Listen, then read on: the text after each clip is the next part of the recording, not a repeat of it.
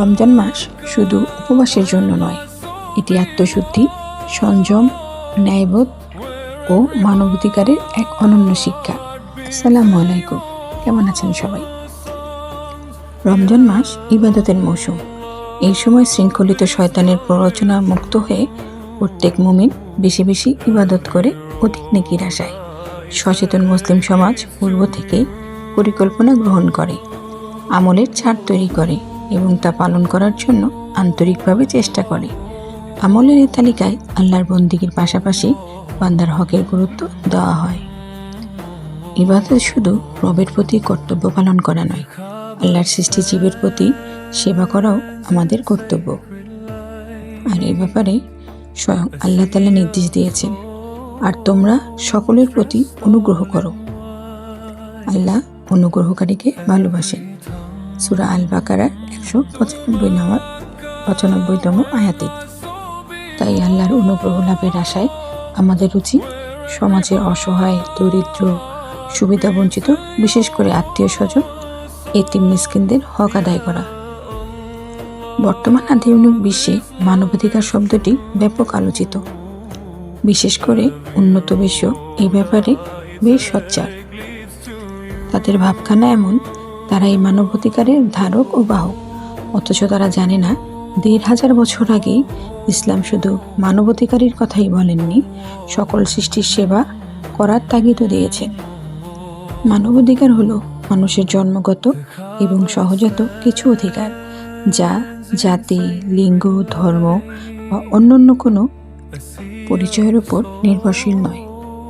মানুষ হিসেবে সুস্থ ও সুন্দরভাবে বেঁচে থাকার জন্য যে মৌলিক সুবিধাগুলো থাকা প্রয়োজন, সেগুলি হচ্ছে মানবাধিকার, যেমন খাদ্য, বস্ত্র, বাসস্থান, শিক্ষা, চিকিৎসার অধিকার।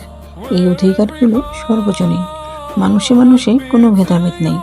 রাসূলুল্লাহ সাল্লাল্লাহু আলাইহি সাল্লাম বিদায় হজের বক্তৃতায় এই সম্পর্কে গুরুত্বপূর্ণ উপদেশ দিয়েছেন। তিনি বলেন, কোনো অনারবের প্রতি আরবের প্রাধান্য নেই, যেমন সাদা মানুষের ওপর প্রাধান্য নেই কালো মানুষের। সূরা মাউনে আল্লাহ ঘোষণা দেন, আপনি কি এমন ব্যক্তিকে দেখেছেন যে বিচার দিবসের প্রতিফলনকে অস্বীকার করে?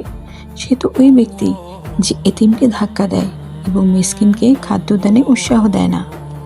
সূরা মাউনে অত্যন্ত কঠোরভাবে বলা হয়েছে, যে ব্যক্তি এতিমের হক আদায় করে না, সে পরকালের হিসাব নিকাশকে তোয়াক্কা করে না, অর্থাৎ সে প্রকৃত ঈমানদার নয়।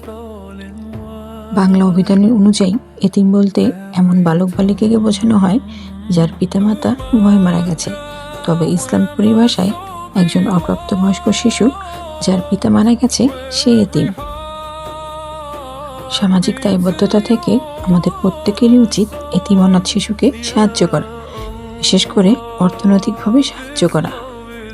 এতিমের প্রতি সদয় হওয়া শুধু এতিমের প্রতি করুণা করা নয়, বরং নিজের উপর অর্পিত দায়িত্ব পালন করা। এতিমের সম্পদ রক্ষণাবেক্ষণ করার দায়িত্ব নিকট আত্মীয়দের, তবে তাকে সর্বদা সচেতন থাকতে হবে সে যেন আমানতের খেয়ানত না করে। সূরা নিসায় এই ব্যাপারে সতর্ক করা হয়েছে, আর তোমরা এতিমদের তাদের ধন সম্পদ ফিরিয়ে দাও এবং ভালোর সাথে মন্দর বদল করবে না। তোমাদের সম্পদের সাথে তাদের সম্পদ মিলিয়ে গ্রাস করো না, নিশ্চয়ই ইহা মহাপাপ। আমানতকারী যদি গরিব হন, তবে এই রক্ষণাবেক্ষণের জন্য তিনি পারিশ্রমিক নিতে পারেন, তবে এর বেশি নয়। আল্লাহ তাআলা কুরআন মাজিদে ইরশাদ করেন, যারা এতিমের অর্থ সম্পদ অন্যায়ভাবে খায়, তারা নিজেদের পেট আগুন দিয়ে ভর্তি করে এবং অচিরেই জাহান্নামে প্রবেশ করবে। ইসলাম শুধু এতিমের বস্তুগত চাহিদা পূরণের তাগিদ দেননি, তার সম্মান ও ইজ্জতের নিশ্চয়তা দিয়েছেন। রাসূলুল্লাহ সাল্লাল্লাহু আলাইহি সাল্লাম বলেন, যে ব্যক্তি এতিমের মাথায় আদর দিয়ে হাত বুলিয়ে দেয়, ওই ব্যক্তি এতিমের চুলের সমপরিমাণ সওয়াব অর্জন করেন। এছাড়াও হাদিসে আছে, কোনো ঘরে যদি এতিম সম্মানের সহিত লালিত পালিত হয়, সেই ঘর সর্বোত্তম। পরিশেষে বলতে চাই যে এতিম পুনর্বাসনের জন্য শুধু ব্যক্তিগত উদ্যোগই যথেষ্ট নয়, প্রয়োজন সম্মানিত উদ্যোগ এবং সরকারি পৃষ্ঠপোষকতা। যে সকল এতিমখানাগুলি আছে সেগুলোর পরিবেশ উন্নয়ন পর্যাপ্ত পরিমাণ খাদ্য সরবরাহ, নৈতিক ও ধর্মীয় শিক্ষা প্রদান, সুস্থপূর্ণ বিনোদন এবং এই সকল এতিমখানা শিশুদের প্রতিভা বিকাশে সুযোগ করে দিতে হবে। সমাজের উচ্চবিত্তদের এগিয়ে আসতে হবে। অসহায় এই শিশুদের জন্য পর্যাপ্ত পরিমাণ সেফ হোম চালু করা দরকার। সেই সাথে যথার্থ মনিটরিং ও সুষ্ঠু ব্যবস্থাপনার মাধ্যমে এই শিশুদের আলোকিত ভবিষ্যৎ গড়ে তোলা সম্ভব।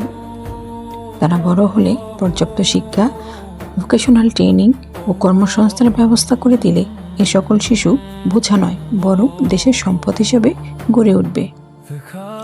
আল্লাহ রাব্বুল আলামিন আমাদের সবাইকে এতিমের হক আদায় করার তৌফিক দিন।